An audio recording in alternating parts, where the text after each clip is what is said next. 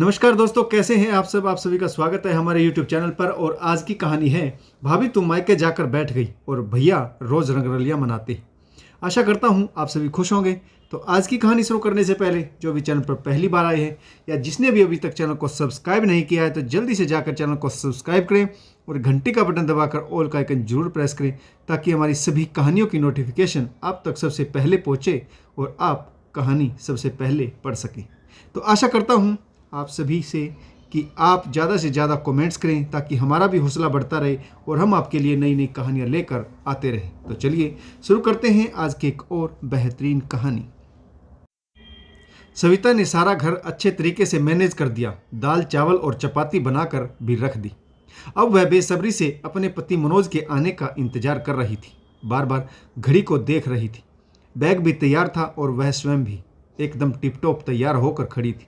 बस मनोज के आने की ही देर थी।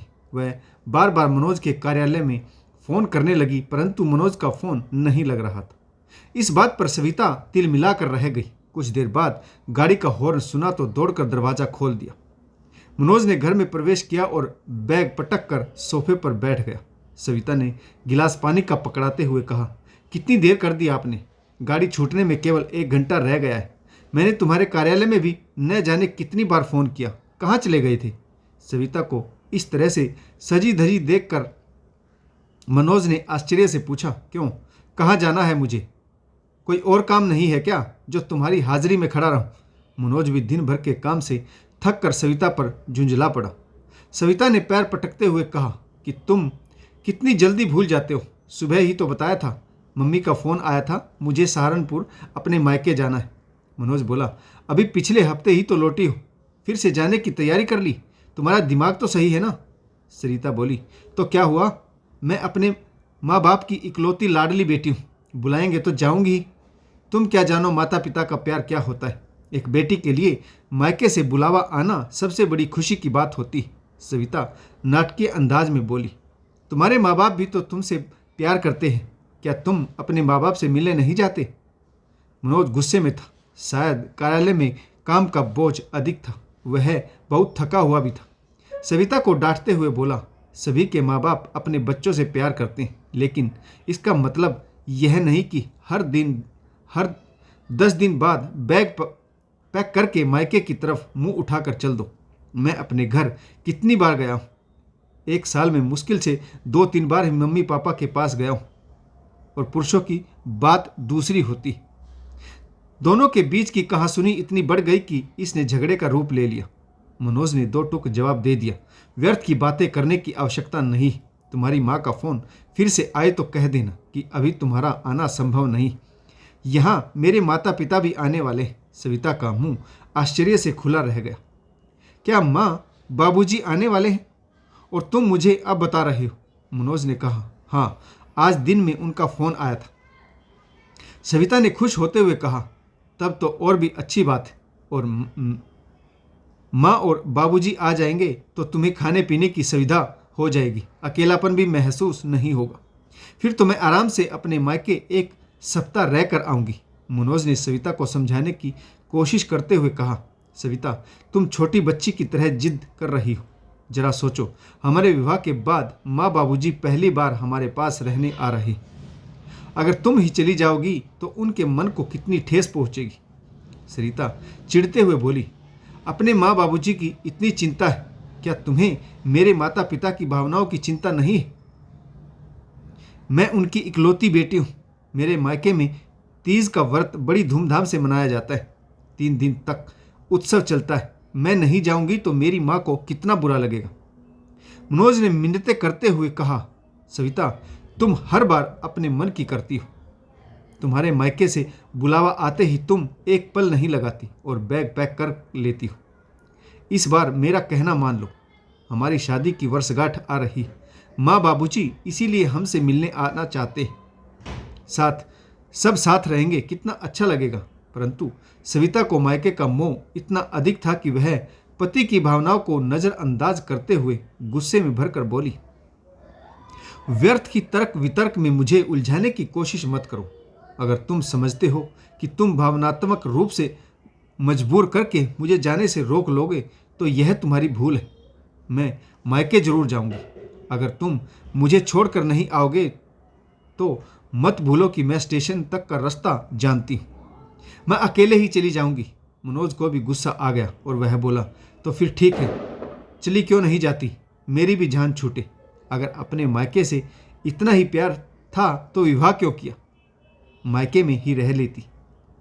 मनोज के गुस्सेल व्यवहार के आगे सविता कुछ और नहीं बोल पाई, लेकिन अगले 2 दिन तक उनके बीच चुप्पी छाई रही। सविता ने खाना खाना छोड़ दिया। मजबूर होकर मनोज बोला, अच्छा ठीक है, तुम पहले खाना खा लो, फिर मैं तुम्हें खुद तुम्हारे मायके छोड़ आऊँगा। तुम्हें इस तरह से भूखी प्यासी मैं नहीं देख सकता। जबरदस्ती रोकने का फायदा ही क्या है। अंततः मनोज ने दुखी होकर पत्नी के सामने हथियार डाल ही दिए और सविता सहारनपुर अपने मायके पहुंच गई।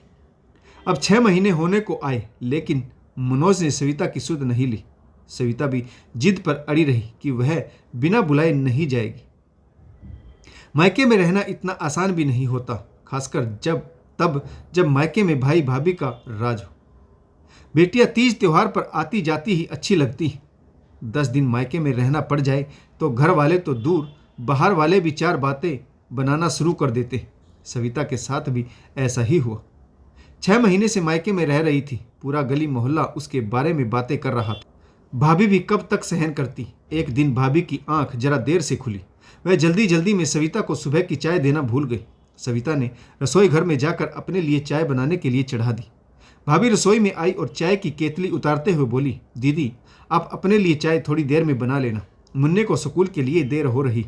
एक चूल्हे पर दूध गर्म करना है और दूसरे पर मैं उसके लिए फटाफट तो पराठे सेक देती हूँ। भाभी ने सविता को इस तरीके से नज़रअंदाज किया तो बात सविता को चुभ गई। एक कप चाय बनाने में समय ही कितना लगता है। भाभी ने केतली उतारकर साइड में रख दी। माँ भी वहीं पास ही खड़ी थी। सबसे अधिक बुरा तो सविता को तब लगा जब माँ ने भी उसके पक्ष में कुछ नहीं कहा। सविता ने आज खाना भी नहीं खाया, चुपचाप अपने कमरे में पड़ी रही। दोपहर बाद घर के काम निपटाकर भाभी कमरे में आई तो सविता से बोली, अरे दीदी कमरे में इतना अंधेरा क्यों कर रखा है। भाभी ने लाइट ऑन कर दी। भाभी ने सविता का माथा छूकर देखते हुए कहा, दीदी शाम होने को आई, आप अभी तक अपने कमरे में ही सो रही हो। तबीयत तो ठीक है ना, दिखाइए बुखार तो नहीं। सविता ने कहा, नहीं बुखार नहीं, सिर में तेज दर्द है। भाभी बोली, अरे सिर दर्द में भला कोई इस तरह से बिस्तर में पड़ा रहता है। चलो एक गोली खा लो और चाय पी लो, दर्द ठीक हो जाएगा। जल्दी से तैयार भी हो जाइए, आपको नहीं पता सुधा दीदी का विवाह है और वहाँ भी तो जाना है। सरिता की आंखें डबडबा गई, आंखों से आंसू बहने लगे, जिन्हें देखकर भाभी सविता के पास बैठते हुए बोली, दीदी आप मेरी सुबह वाली बात को लेकर अभी तक परेशान हैं।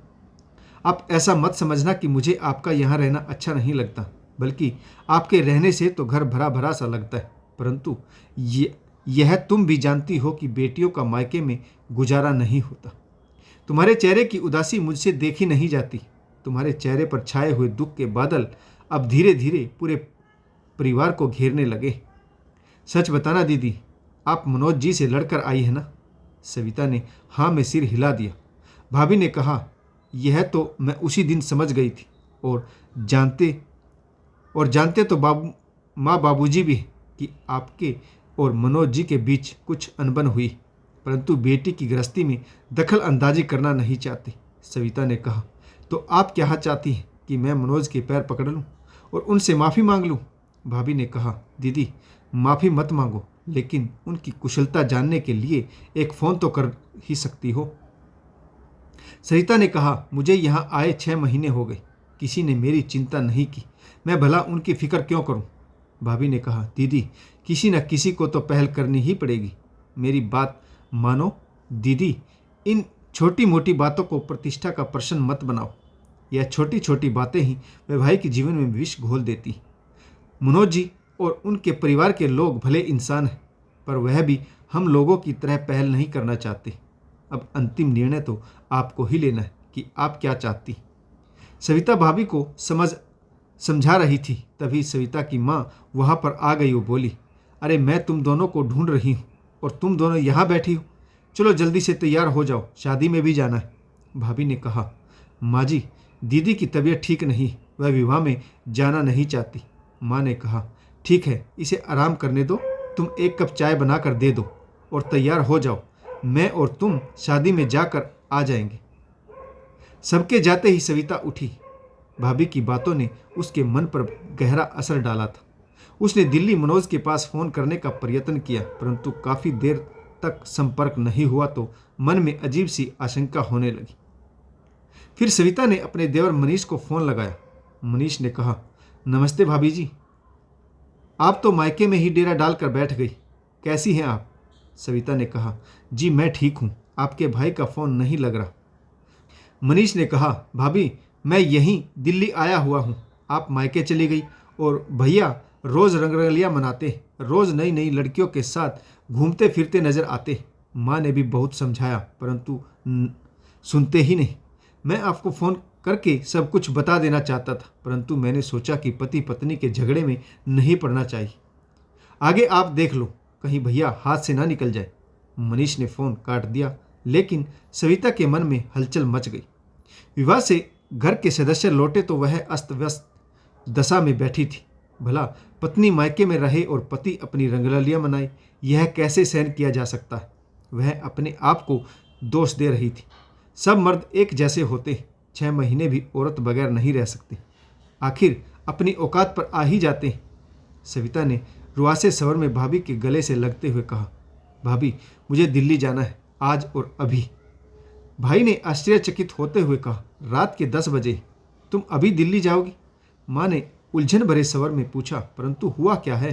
सविता ने रोते हुए बताया, मुझे यहाँ भेजकर मनोज रंगरलियां मना रहा है। पिताजी बोले, तुम्हें कैसे मालूम? देवर जी ने बताया। पिताजी बोले, ठीक है, सुबह चली जाना, इतनी देर में कुछ नहीं बिगड़ेगा। जब 6 महीने हो गए तो अब कौन सा आफत आ जाएगी? कल सुबह तुम्हारा भाई तुम्हें छोड़ आएगा। दूसरे दिन सूर्योदय से पूर्व ही सविता उठकर तैयार हो गई। पहली बस पकड़कर भाई के साथ दिल्ली पहुंच गई। दोनों भाई बहन घर पहुंचे तो मनोज घर पर नहीं था। माँ और बाबूजी वहीं थे। देवर जी भी न्यूज़पेपर पढ़ रहे थे। सविता ने चरण स्पर्श करते हुए कहा, आप कब आई माँ जी? भाई ने भी सासू माँ के पैर छू लिए। आशीर्वाद देते हुए सासू माँ बोली, 6 महीने से गांव की खेती बाड़ी ऐसे ही छोड़कर यहीं पड़ी हूँ। तुम्हारे देवर मनीष को विवश होकर यहीं बुलाना पड़ा। सोचा था बड़े बेटे का विवाह हो गया, अब उसकी चिंता करने की मुझे आवश्यकता नहीं, परंतु तुम सहारनपुर जाकर बैठ गई, अपना परिवार ही भूल गई। सविता का भाई बोला, सचमुच माँ जी, गलती तो सविता की ही है, इसे अक्षमा कर दीजिए, आगे से ऐसी भूल नहीं करेगी। सासू माँ ने मुस्कुराते हुए कहा, कैसी बातें करते हो बेटा, अक्षमा याचना कैसी? घर की लक्ष्मी घर आई, अब वह अपना घर संभाले और मुझे मुक्ति दो। देवर मनीष भी भाभी के पैर छूकर हल्के हल्के मुस्कुरा रहा था। देर रात मनोज घर लौटा। सविता को देखकर हैरान रह गया। सविता जो भरी बैठी थी, देखते ही मनोज पर बरस पड़ी। यह कोई घर आने का समय है? मनोज को हंसी आ गई। सविता ने बड़े गुस्से में भरकर पूछा, इसमें हंसने की क्या बात है? मनोज फिर से हंसते हुए बोला, नहीं, हंसने की कोई बात नहीं, परंतु अब इस प्रश्न का जवाब मुझे हर रोज देना होगा। यही सोचकर हंसी छूट गई। सविता ने शिकायती अंदाज में कहा, मनीष भैया ने मुझे सब बता दिया था। मनोज ने कहा, हाँ, मुझे भी मनीष ने सुबह ही बताया था कि भाभी आज ही लौट आएंगी। भाभी के लौटने में अधिक समय नहीं। सविता मनीष की कारस्तानी समझ गई और बोली, तो तुम इसलिए इतरा रहे हो कि मैं बिना बुलाए घर वापस आ गई। मनोज ने कहा, कैसी बातें कर रही हो सविता, हम दोनों अलग नहीं, फिर कैसा मान और कैसा सम्मान? ऐसी ओछी बातें मैं कभी नहीं सोचता। तुम अपने घर आई हो तो इसमें शर्म कैसी? रही बात मेरी कि मैं तुम्हें लेने नहीं आया, तुम एक बार फ़ोन भी कर देती तो मैं सिर के बल दौड़ा चला आता, मुझ पर अपना जरा सा अधिकार जता कर तो देखती। मनोज ने सविता को सीने से लगा लिया और सारे गिले शिकवे दूर हो गए। तो दोस्तों, इस कहानी में आपको किस किरदार की भूमिका अच्छी लगी कमेंट्स करके जरूर बताइएगा। अगर आपको हमारी कहानियाँ पढ़ने में आनंद आता है तो लाइक, शेयर और कमेंट्स करें, ताकि हमारा भी हौसला बढ़ता रहे और हम आपके लिए नई नई कहानियाँ लेकर आते रहें। तो कहानी पढ़ने के लिए आप सभी का बहुत बहुत धन्यवाद। जय हिंद, वंदे मातरम, भारत माता की जय, जय जवान और जय किसान।